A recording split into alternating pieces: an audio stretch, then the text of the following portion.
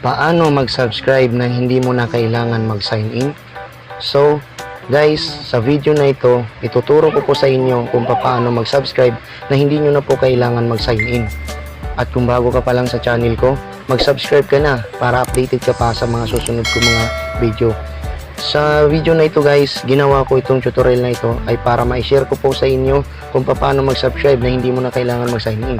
At sa mga viewers dyan na nanonood sa video na ito, kung isa ka sa mga gusto mag-subscribe sa channel ko, welcome to my channel. This is Nerds TV.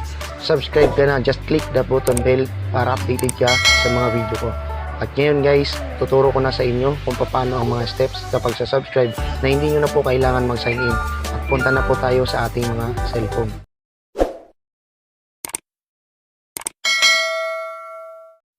So ayan guys, andito na tayo ngayon sa screen ng ating cellphone. So pupunta tayo sa YouTube. Click lamang ang YouTube apps. Then click the icon channel. Ito.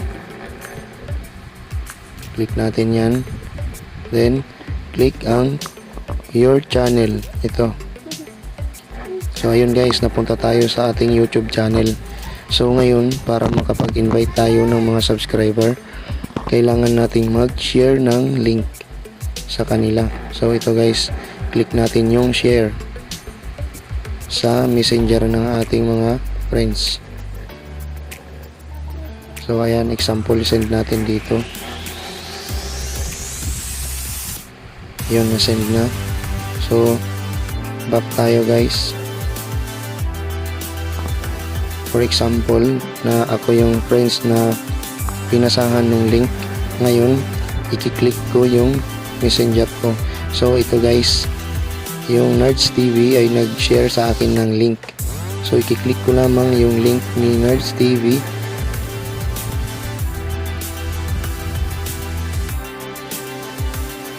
So ayan, napunta tayo sa YouTube ni Nerds TV.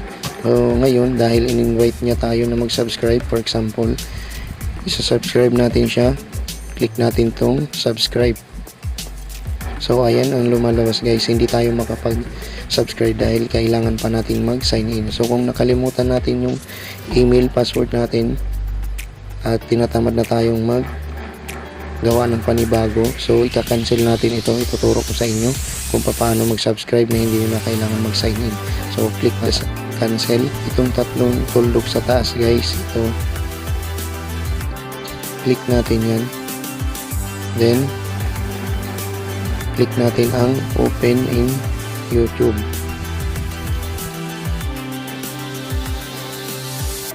So ayan guys, napunta tayo ngayon sa channel ni Nerds TV.